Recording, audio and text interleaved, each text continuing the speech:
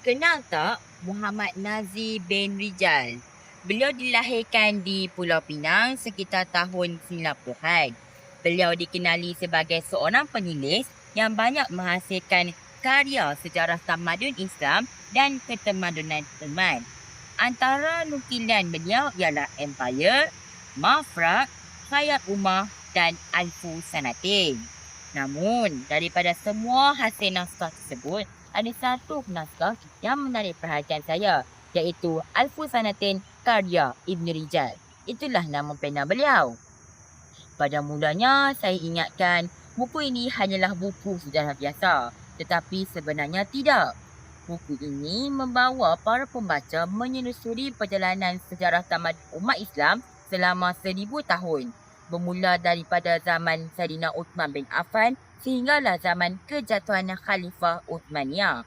Apa yang membuatkan lebih menarik lagi, penulis telah menyusun perjalanan sejarah tamadun umat Islam dalam bentuk garis masa dan di mana para pembaca akan menjadi lebih mudah untuk memahami. Yang membuat saya paling terkesan ialah kisah serangan Mongol terhadap Baghdad. Cubalah kita bayangkan berdirinya pusat ilmu Islam yang megah akhirnya musnah.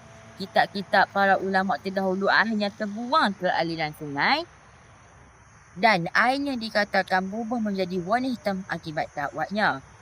Para penulis tersebut telah menyusun perjalanan sejarah tamadun umat Islam bermula daripada zaman Umayyah, Abbasiyah, serangan Mongol, perang salib dan kebangkitan Khalifah Uthmaniyah.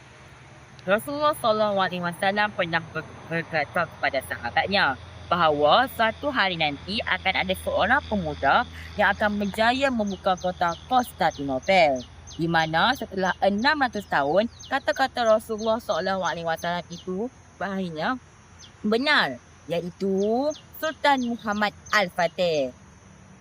Pada mulanya buku ini agak berat untuk dibawa, tetapi semakin kita membaca, semakin kita mendalami bahawa hasil nukilan-nukilan Ibn Rijal tersebut membawa sejarah tamadun umat Islam yang besar yang di mana ia berdekatan dengan kita pada hari ini.